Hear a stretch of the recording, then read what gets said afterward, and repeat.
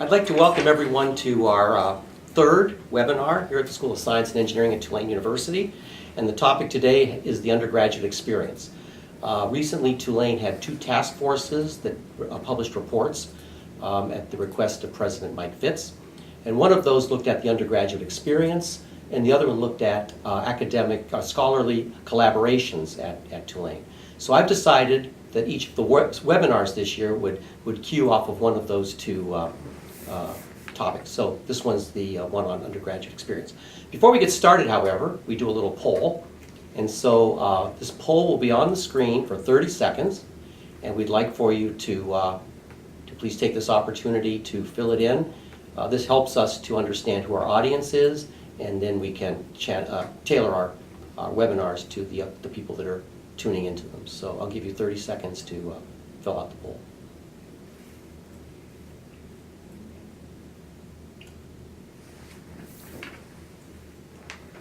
Okay? Okay, great. So let me talk about the undergraduate experience at Tulane and in the context of the School of Science and Engineering. I'd like to start off by, again, referring to our mission. And you've seen this mission before, but I thought it would be important to start the webinar with it to just sort of set a context. So the mission of the Tulane University School of Science and Engineering is to provide outstanding opportunities for learning and discovery in science and engineering. And we focus on learning and discovery rather than teaching and research, because learning and discovery are obviously the outcomes of teaching and research. And we want to make sure we focus on outcomes in the school. But also, we fostered an environment here which I believe is a very unique environment.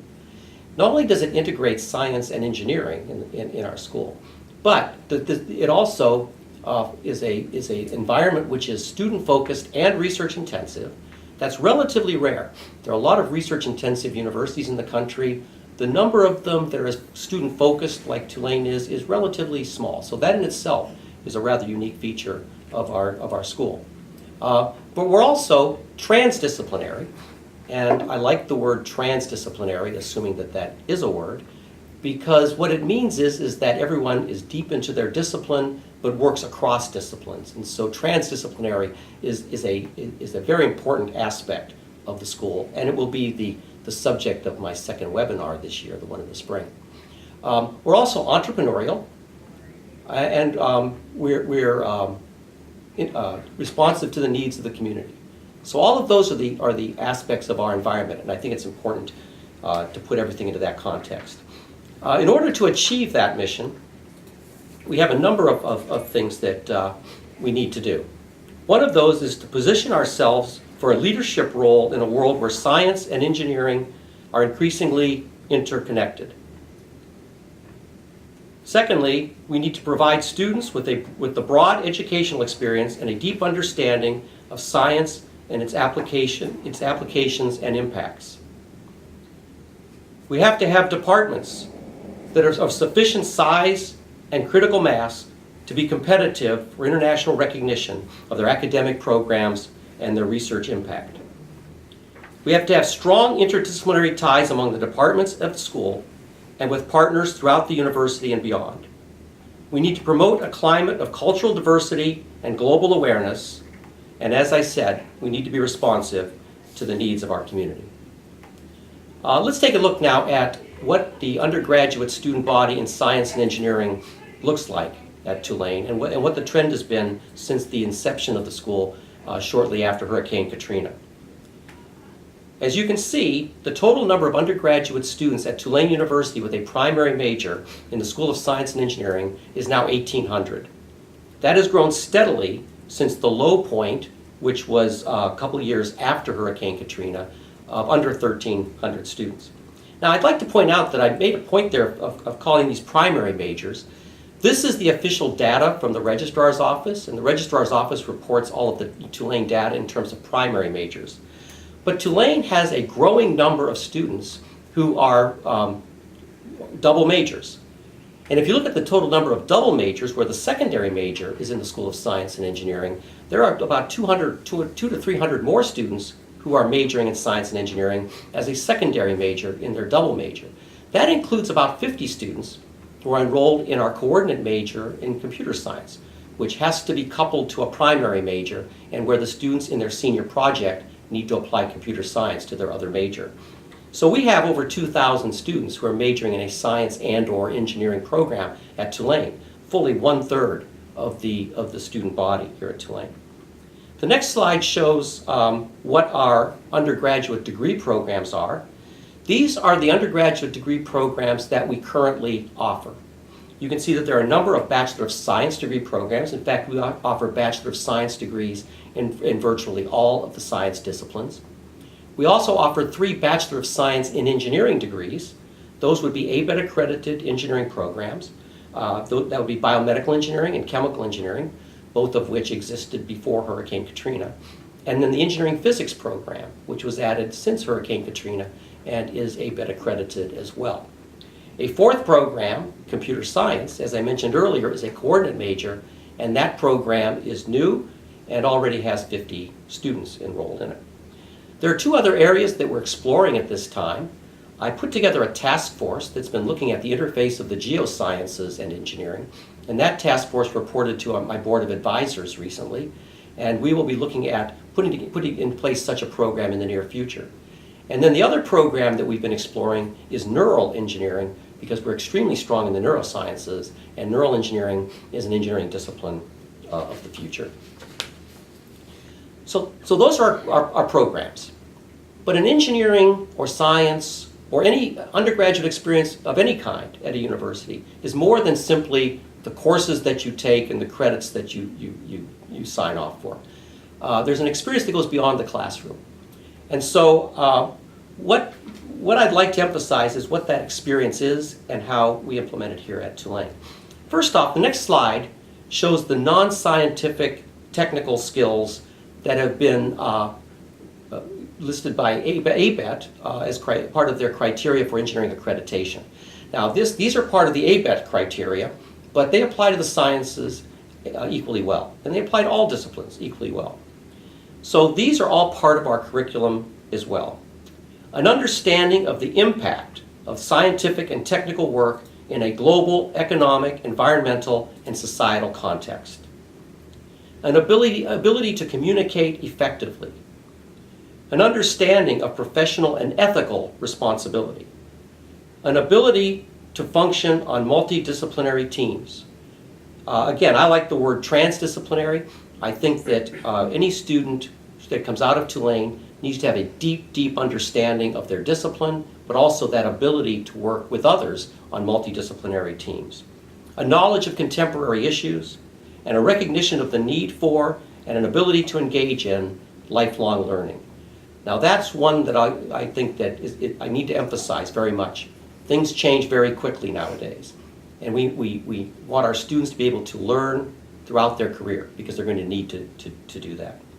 So those are the non-scientific technical aspects of the curriculum, and those are part of our engineering curricula because they're ABET requirements.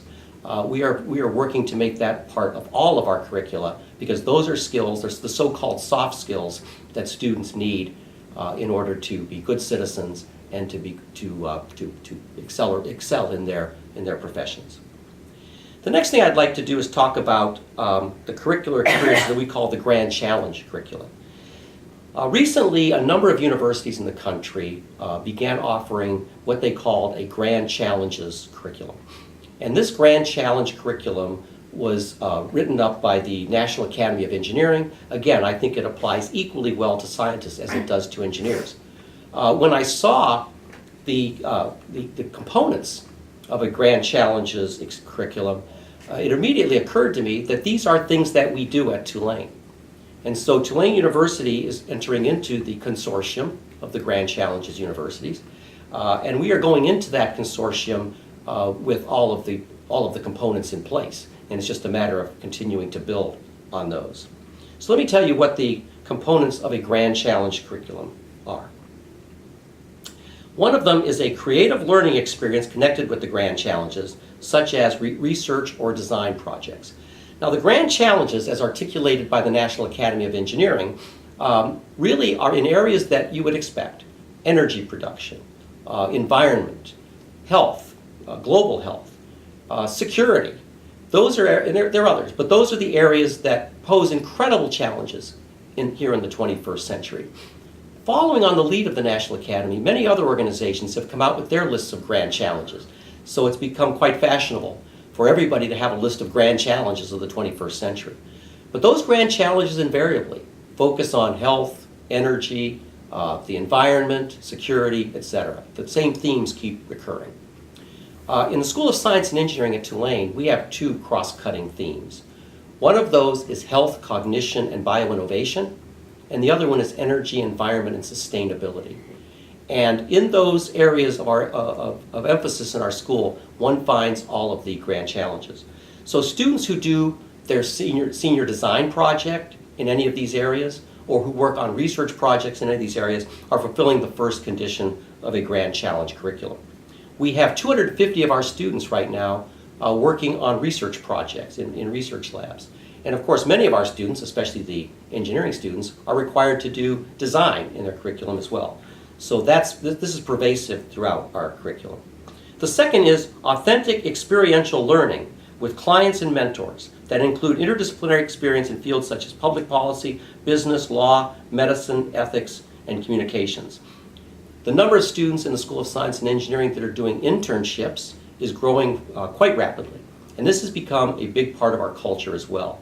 In fact, some programs, like the engineering physics program, literally require an internship as part of the graduation requirement. So internships are something that we've been emphasizing for a long time, and will emphasize more as we embark on being a Grand Challenges university. The third is entrepreneurship and innovation experience, such as a startup of a new venture, dissemination of technology, or coursework in entrepreneurship. Again, you've heard me talk about this before on these webinars, but the culture of entrepreneurship is growing in the School of Science and Engineering. The number of patents is growing very, very rapidly, and the number of startup companies based on technologies coming out of the School of Science and Engineering, both faculty and students, is growing at a very rapid pace. I can name off the top of my head 10 startup companies in the New Orleans area alone that have come from science and engineering technologies over the last 4 years. So that's another big part of our culture. The next is global and cross-cultural perspectives gained through experiences that promote involvement with globally complex issues in unfamiliar environments, such as a semester abroad. Tulane has always been known for its study abroad programs, and those of you that are watching this webinar that are alumni know that. We have been working in the School of Science and Engineering to make those study abroad experiences more applicable to the science and engineering students. Oftentimes, science and engineering students are reluctant to study abroad because it slows down their time to the degree, but we've been working to try to make that more seamless. More and more of our students are doing study abroad, and we now have workshops for students to learn how they can get involved in those programs. And the last one is development of social consciousness through service learning, such as problem-based community projects that foster an appreciation of the impact of science and engineering and their role in serving human welfare and the needs of society. Well, I don't really need to say much about this one. Tulane is the only research university in the country that has made public service, community public service, an undergraduate requirement. And the requirement here is that all of our undergraduates must have 2 such experiences during their undergraduate program. So the Grand Challenge criteria are ones that we clearly meet, and we will be working going forward at making it, having students actually enroll in the Grand Challenges curriculum, keep a portfolio of what they're doing, and they will be recognized then as Grand Challenge scholars. I mentioned at the very beginning the task force that President Fitz put together. He put together 2 task forces, but one of those task forces was to look at the undergraduate experience. I thought it was interesting that the president, in the 2 task forces that he chose to constitute at the beginning of the year, that one of them was the undergraduate experience, and the other was scholarly collaborations. Both of those are strengths of the School of Science and Engineering, and I think it also is a testimony to the fact that we are a very collaborative, research-intensive university where the undergraduate experience is one of our core values. So I'm not going to go through the entire report, obviously. This report is online. You can find it at the president's website, on the Tulane website. But that committee, the task force, came up with recommendations for the university, and those universities fell into 5 categories. And those 5 categories are interesting. The first 2 are articulate the core values of the undergraduate experience and strengthen the position of Newcomb-Tulane College. As you probably know, we have one undergraduate college at Tulane, Newcomb-Tulane College. All undergraduate students are admitted to Newcomb-Tulane College, are enrolled in Newcomb-Tulane College, and receive their first advisor is assigned to them in Newcomb-Tulane College. What that does is it allows the university to set core values for all of our students. So to basically answer the question, what is a Tulane graduate? What are the qualities of a Tulane graduate that all Tulane graduates share? It also allows optimal flexibility for the students. That's why we have so many double majors and minors and various kinds of combinations, because the students have complete flexibility in how they choose their subjects. Of course, within the constraints of things like ABET accreditation. So those are very important. But I think also the others are quite interesting. They increase the quality of academic instruction. We take great pride in the academic instruction here at Tulane, but nobody's perfect. And we're constantly seeking to improve that. And so this has a lot of recommendations as to how we can use digital tools, as well as new classroom pedagogies to address the changing learning styles of our students and to make teaching more effective. The next one is address immediate wellness issues. This includes both physical health as well as mental health. There's been a lot of publicity recently about mental health issues among students here at Tulane and around the country. And we take that very, very seriously. And the university is working very hard to make sure that students who have any kind of a crisis whatsoever know where they can get help and can get the help they need quickly. And the last one is to solidify residence life and co-curricular engagements. What this is all about is making the dormitories not just places where students sleep, but places where students have a co-curricular experience, where there's workshops and lectures and seminars, etc., so that their academic life doesn't just end when their last class ends or when they finish studying for the night, but that the dormitory itself is a learning culture. We have several dormitories now at Tulane where faculty members are in residence. And several of those faculty members, by the way, are from the School of Science and Engineering. And so these faculty members move their families into the dorm, and they become the leader of sort of the co-curricular life of that dormitory. So I hope I've given you an overview of the undergraduate experience that goes beyond the classroom in terms of not just science and engineering, which of course is the heart of what we do, but also those soft skills that go beyond science and engineering, the experiential part of learning that rounds out a well-formed curricular experience, and then the student life issues, the issues that the university as a whole is addressing to make Tulane a place in which our undergraduates can thrive. Well, you've heard from me now. Better yet to hear from a student. So I have a student here with me today from the School of Science and Engineering, and I'm going to turn it over to her. And so I'd like to introduce Kristen Hanrahan. And Kristen is a senior here at Tulane University. She's majoring in engineering physics, and she'll be receiving her Bachelor of Science and Engineering degree in engineering physics this coming May. And so, Kristen, could you tell us a little bit about yourself and your experience here at Tulane University? Okay, hi everyone. Like the Dean said, I am Kristen Hanrahan. I am a senior in the engineering physics program here at Tulane. And I just want to give you a little bit of a background of how I actually ended up here.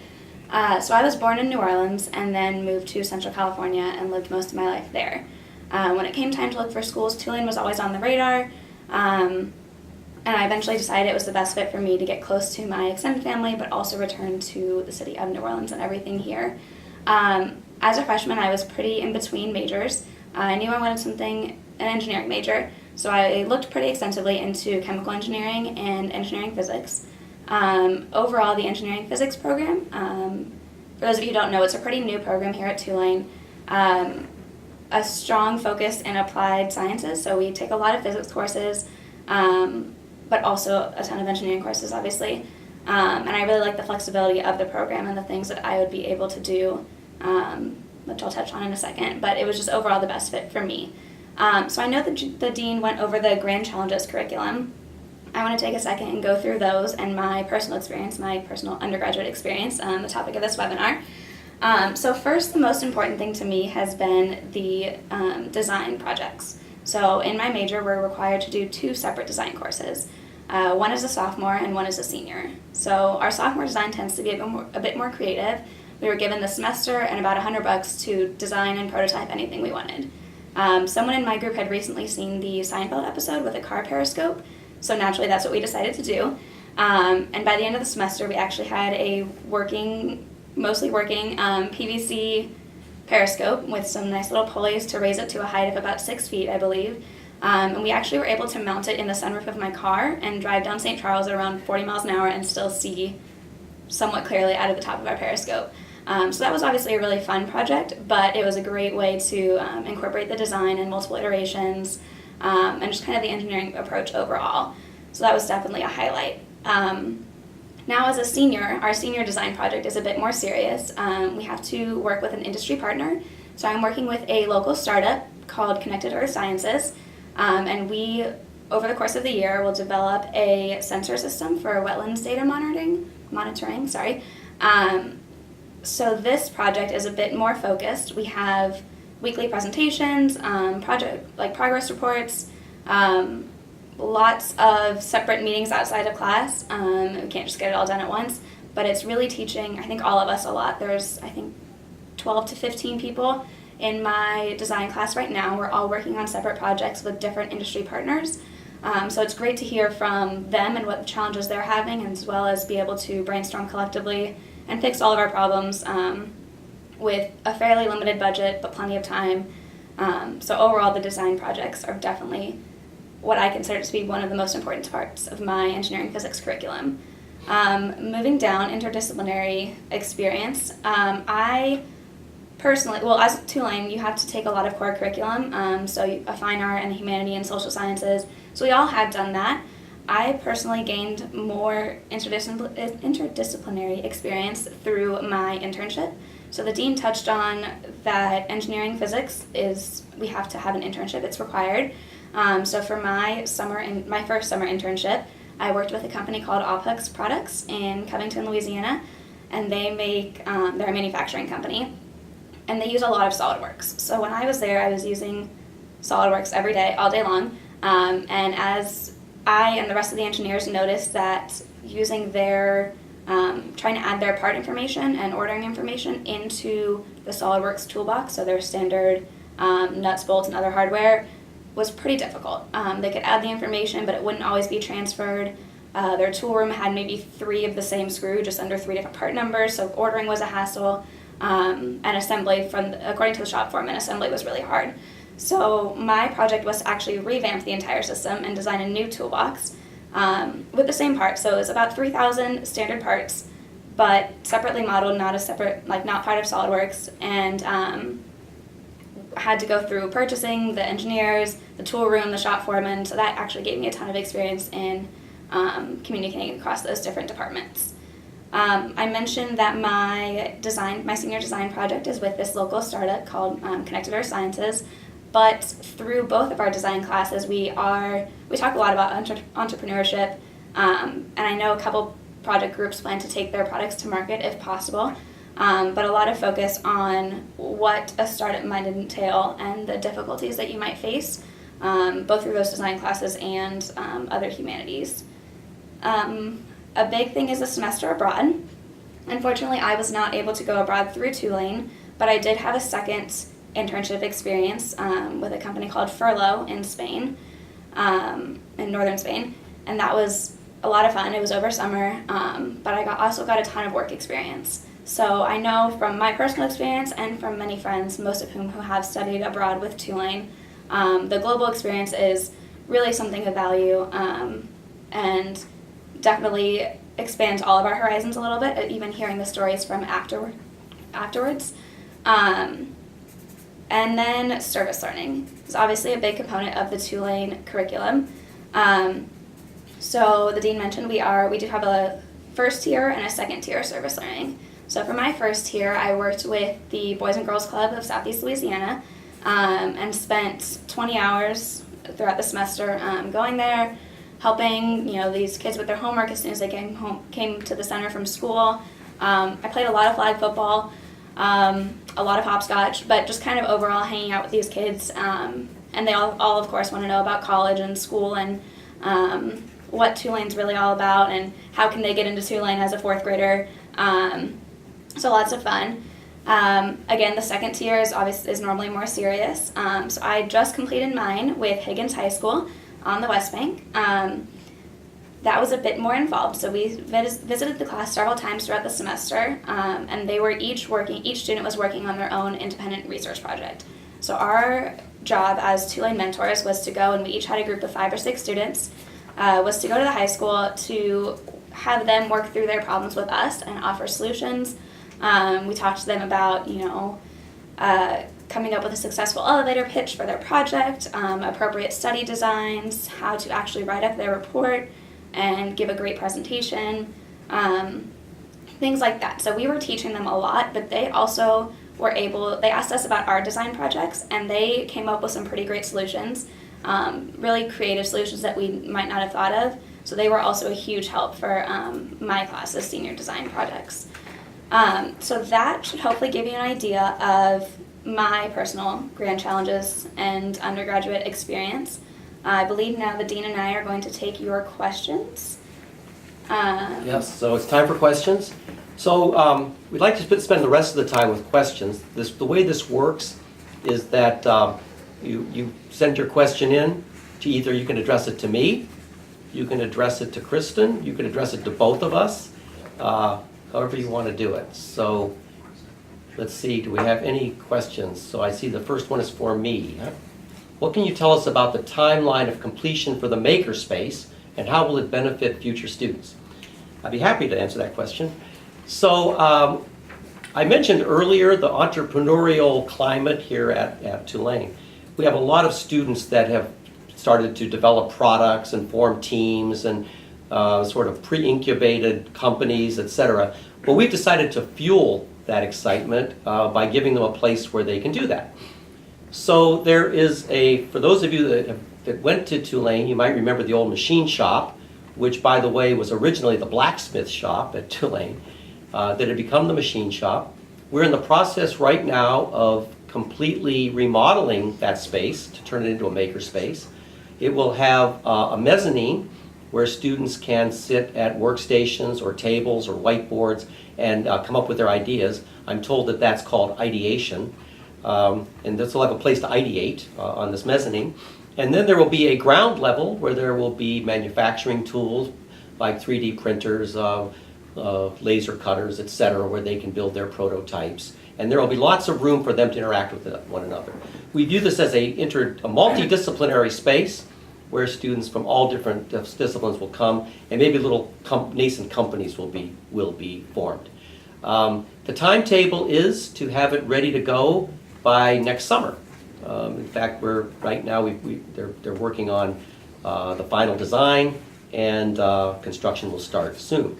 In the meantime, a corner of the space has been marked off for a temporary makerspace, and so there is activity going on there now, and the students have found it. I understand in talking to Kristen that she found it, so I might pass this on to her and maybe have her address her experience in the makerspace. But as of next summer, it's going to be a showplace on the campus, I believe, and very, very active. Yeah, we are all very, very excited for the makerspace. Even right now with its kind of limited little corner, there are, I believe, 3 3D printers and 2 laser cutters, which has been extremely helpful in our prototyping. So we can, draw our design and talk about it all we want, but then if we can go out and cut it or print it and have it in our hands and play with it, it's been such a great resource. There's student workers in there are always super helpful, and they're there mostly every day, or most of the day, every single day of the week. So whenever my group needs anything, and I know other groups too, we can just run in and say, hey, can you help us? We have this model, what do you think about it, and can we print it? So it's been a really great tool for us. Oh boy, for me. Okay, so how have you been able to have a life outside engineering physics through extracurricular activities? I tend to bite off more than I can chew, but it's meant that I've been really involved on campus and able to do a lot. So currently I'm on the Tulane cheerleading team. I have been for 4 years now, and I'm also a member of a Panhellenic organization here on campus. It's been a little interesting. I know people think engineering majors are a lot of work, and they are, but it actually has allowed me to get a lot better time management skills and organizational skills, so I can make sure I am everywhere that I need to be at the right time and still get all my work done. So definitely something I encourage. You meet a ton more people than you would just in your major or just in your dorm. It's been overall really great for me. Okay, this one's for me, I guess. Huh? Engineering has opportunity to work with others. How is this supported? Engineering has opportunity to work with others. How is this supported in science curricula? Oh, I see. Yeah. So if you look at what our scientists are doing, many of our scientists, a lot of them are in research, and so research projects are interdisciplinary as well, and so that's a tremendous opportunity for them there. I think that what's really interesting to me is that a lot of the teams and products that have come out of the School of Science and Engineering have indeed come through the science side of the house. And so we have many scientists who work with engineers in terms of products and that sort of thing. Scientists are also working our scientists are working with the medical school, with the School of Public Health, and with others on interdisciplinary projects that require basic science in the health fields, etc. So I would say that the science students are every bit as involved in working with students from other schools as the engineering students are.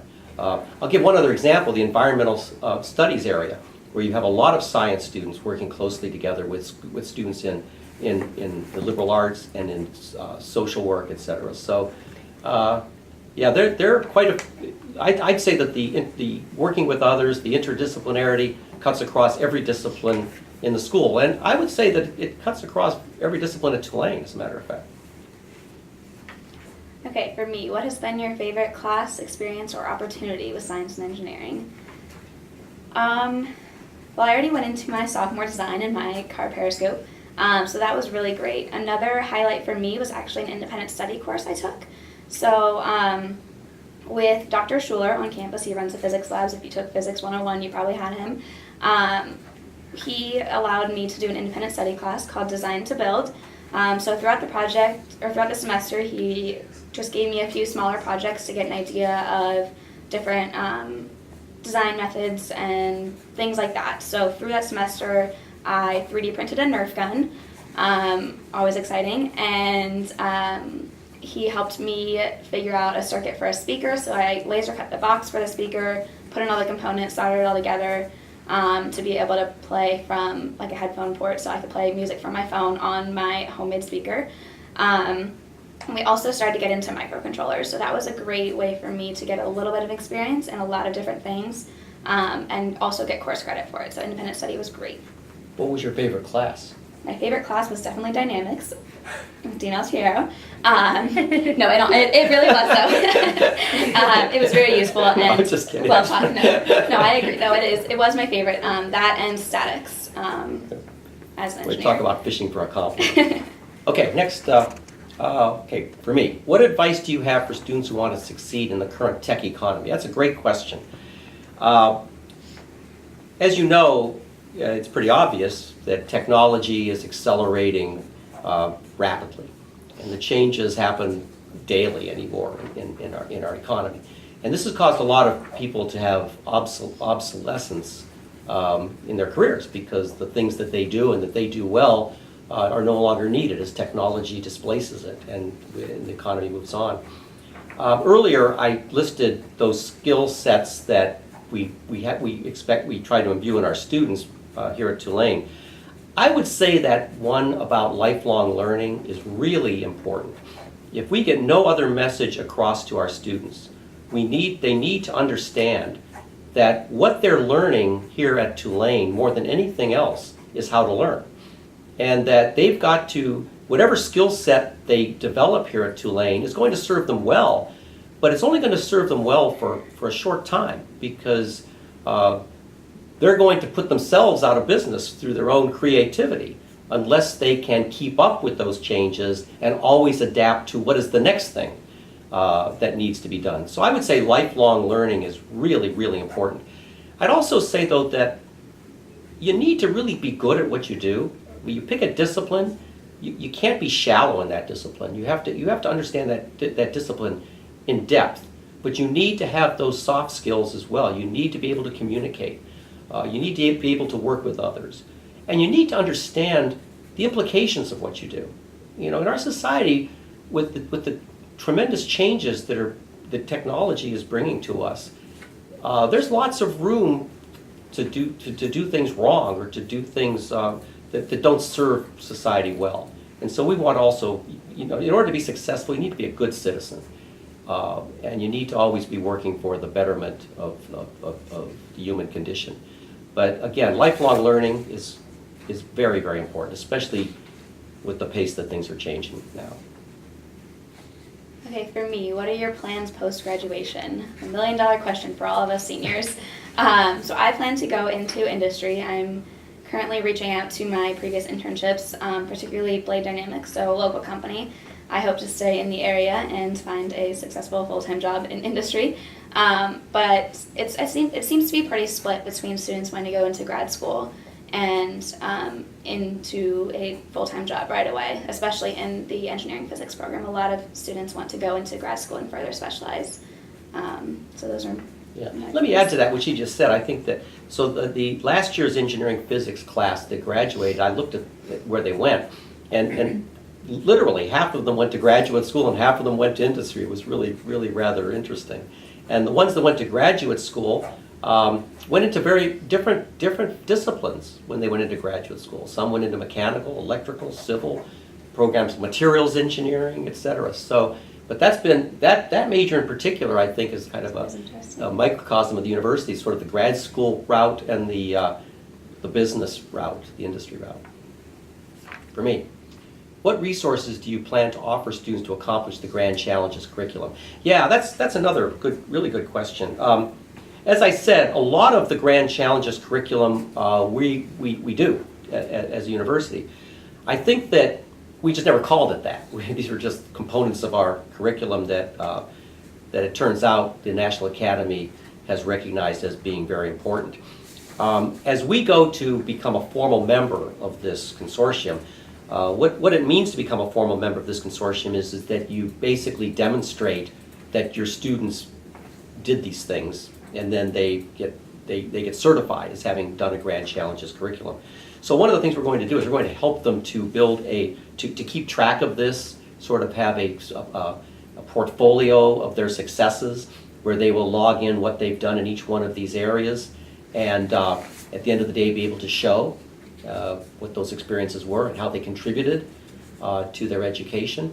We will continue to work very hard to identify more internship opportunities. That's always a challenge, but we've been finding more and more of those, and as you heard from Kristen, some of our majors require it, so it's become imperative that we find these internship opportunities for them. The study abroad, Associate Dean Beth Wee has organized this workshop for the students called Get the Scoop on Study Abroad, where she hands out ice cream. But they also come in and they tell all the students about study abroad opportunities, so that's another thing that we're doing. And finding more of those study abroad opportunities for them as well. That's also always a challenging thing. So, but in each one of those areas, we're going to be very, very proactive. And plus, we're going to we're going to document more what students are doing, so that at the end of the day, they can look and see, well, these are the experiences that I had outside of the classroom that prepared me for the future. Okay, for me, how did you uncover your foreign internship opportunity? So I actually went to get the scoop on study abroad with Dr. Wee and looked at all the summer abroad programs that Tulane was offering. One in the south of Spain particularly stood out to me. but I couldn't actually make it work. So my summer internship with Allpacks, actually, the company in Spain was a sister company, or a partner company, I guess. So they were able to kind of give me that reference and point me in the right direction. But I wouldn't have been interested if I hadn't gone to the study abroad fair and been really intrigued in the Southern Spain program. Yeah. This is for both of us. Good point. How are SSE students learning to thrive in a connected business world? Do you want me to take that first? Go for it. You first. Well, I think that I'm not sure exactly what connected business world means, but our students, we've made a concerted effort to increase our ties with the business community. So we've built more and more partnerships with not only with big companies, but with small companies, with startup companies, etc. And so these companies, and we've welcomed them in to Tulane to interact with our students, to provide them with internships, to meet with student groups. A number of companies now have sponsored projects for students. In fact, we had a recent celebration where we thanked all of those companies who had sponsored projects. These are real-world projects for our students to work on. We've been working with career services a lot to connect our students with companies. Our board of advisors of the school, the members of the board, one of their big projects for the last several years has been to improve career services and industry relationship services for our students, for science and engineering students in particular. And so I think that we put I know that we put much more emphasis lately on our students going into the business world and learning how business functions and what their role would be. I think Kristen's a perfectly good example of that. In fact, the fact that she's been focused on that career path. Right, yeah. The Career Center actually just started a new program. It's called the Senior Year Experience. So seniors can apply, I believe, and then they'll set you up with a career advisor that you meet with weekly to go over your plans for the future, and they have a ton of contacts. Also, all the networking fairs that Tulane puts on. The industry partnerships are huge. Specifically in my design program, these companies reached out to Tulane and said, we have this project, can your students help us? So it's been great to go back and forth with all of these different companies and hear about the things they're doing, and how we as students might fit into their needs and potentially jobs afterwards. Okay, this one's for me. How are students made aware of research opportunities as undergrads that are related to their discipline? That is a really good question. So, it's hard to do that. We've come up with some things. We have a Center for Engaged Learning and Teaching at Tulane now, and they post these kinds of opportunities for students to find them. Really, to be honest with you, the way these things happen is that the students find them. The students get to know the faculty. They get to know what the faculty are doing. And they take the initiative to walk up to a faculty member and say, I really like what you're doing. Can I work in your lab? And hopefully, the PI has room in the lab for the students. And one of the things I can tell you is I discovered this the day I got to Tulane. Faculty members love to have undergraduate students working on their projects here. At first I thought that was very magnanimous on their part, but then I found out how good the students are. I realized that they're just taking advantage of an opportunity here to get some great talent into their lab. So faculty members will take them on if there's room in the lab to do that. I'll tell you the one area where we did where we struggled for students to find research opportunities was in the life sciences. In the physical sciences, I think we've been really good at matching up any student that wanted to do a research opportunity with an advisor, or them finding an advisor that they wanted to work with. We have so many life sciences students that even though we have an awful lot of life sciences research, the number of students that want research opportunities just overwhelms us in terms of what our capabilities are. So there we've been very fortunate that the medical school has opened up their arms to our undergraduate students as well. And so the students are finding many, many opportunities down there. And every time I go down to the medical center, I see more of our undergraduate students on the shuttle bus headed down there to work on research projects. So it's a thing of the student taking the initiative, which is not a bad thing. I think students have to learn how to take the initiative like that. So, but we don't do formal pairing of the students with the opportunity. Okay, for me, what piece of advice would you share with an incoming student that you wish you had known? Let's see. I think just taking advantage of all the resources Tulane has, and definitely being willing to talk to professors and reach out to them for research or for independent study. If there's something you're interested in, there's probably a professor who is very knowledgeable about it and can help you get there. I think definitely as an engineering major, getting as much experience as possible is great through internships and things like that, but also in different tools. So I've taken basic programming classes, some like 3D modeling, a little bit of AutoCAD, a little bit of microcontrollers, things like that I think really make I can use that basic programming in some of my other classes, but it's also a great thing to be able to know how to do. So just kind of taking advantage of the different tools that Tulane has and companies around the area have too. Is there a forum for students to connect or create a team with other students as part of a transdisciplinary program? For example, psychology and engineering students. Okay, so we have, I got a great example actually. So first off, yes, we do. We have lots of activities that bring students together in terms of poster sessions and other kinds of things. One thing I would like to single out is the Novel Tech Challenge, which is something that we just started last year. And this is a challenge where we put up posters around campus that if you have an idea and you want to see if you can turn that into a product of some sort, that you can enter the Novel Tech Challenge. And we strongly encourage interdisciplinary teams to enter into this competition. Well, last year was the first year that we had the competition.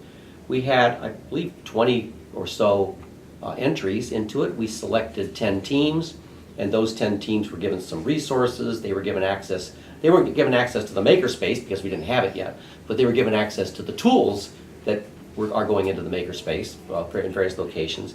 They were provided with an on-campus mentor. They were provided with a alumnus mentor from industry. We had a competition, and there was a winner, and they got an award to help develop their product further. Interesting thing about that is that the teams that formed were from all sorts of different disciplines, and it's really interesting that whoever the caller is asking about psychology and engineering must have inside information that one of the best teams was actually a team that was started by a psychology student and an engineering student.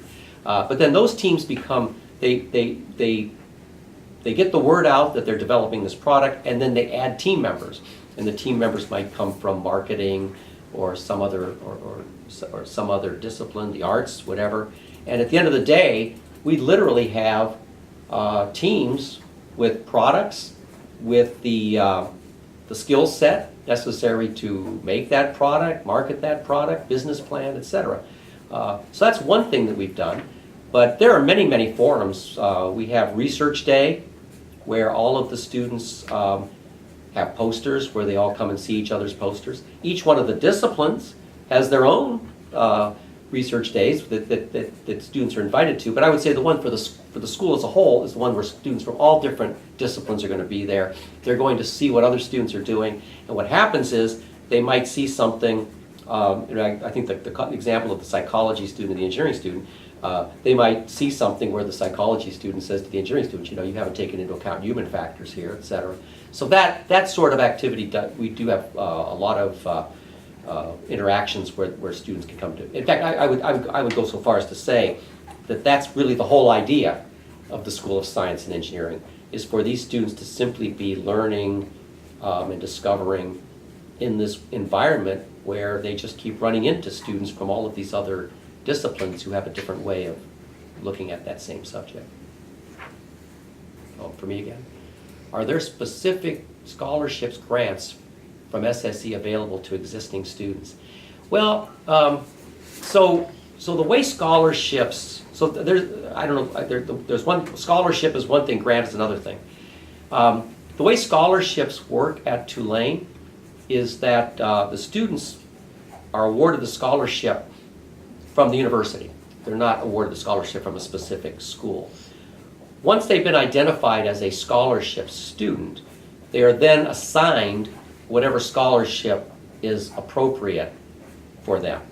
So if a student gets a scholarship, we will look at that student. We will be told, this student has earned this scholarship. Which scholarship that SSE has applies to that student? And then there's certain scholarships that were given for SSE students, there are certain scholarships that were given for liberal arts students, et cetera. So they're assigned in that manner. So we don't pick the scholarship students, but we then assign the scholarships to them. Kristen here, for example, is a Dean's Honor Scholar, which is the Cadillac of scholarships. And so Kristen, that was easy. When we got Kristen's name, we said, aha, Dean's Honor Scholar, right? But that's how those are assigned. In terms of grants, we do have ways of funding student projects through various mechanisms. So if students have a project or something that they want to do, there are ways for them to get grants from us, from the Office of Student Organizations, Newcomb Tulane College, Newcomb College Institute. So there are all kinds of opportunities for entrepreneurial students to apply for and to get funding for various kinds of projects that they're working on or events that they want to host. Can we discuss any initiatives in math and opportunities to enhance the classroom experience? So mathematics, that's an interesting question, because one of the things that we're looking at in the school right now is our digital learning strategy. And what I mean by digital learning strategy is how can we use technology to better deliver our curricula, our courses, etc. While that's a work in progress, I think what we have concluded is that for us, for the School of Science and Engineering, digital learning would fall into two categories. One is, how can we use it to enhance the undergraduate experience? Because if you look at what the undergraduate experience is at Tulane, the undergraduate experience is students that are a certain age group that come to this university to go from being kids to being adults. And that whole experience is a very personal, hands-on kind of thing, right? And so in that sense, we want to use digital learning to make that experience better. Students learn differently today than they did back when I was in school, I can tell you that. And so a lot of that's come about because they've grown up in a digital environment. And so we are looking at enhancing the educational experience through that. With respect to math, at the graduate level, by the way, we're looking at master's education. And there remote education makes a lot of sense for us. If we're very strong in a particular area, to deliver a master's by the internet is a good way to go. In mathematics, we have hired some new professors of the practice. Professor of the practice is a professor with a PhD who's focused on teaching. And we have a couple of these professors of the practice that are actually looking at the undergraduate math experience, in particular calculus. And what they've done is they've gotten some digital tools, and they've taken all the calculus professors together, and they've been looking at how can they make calculus, calculus is never going to be a wonderful experience, I suppose, but how do you make calculus an experience where the students are happier with the education that they're receiving, and where the outcomes are better.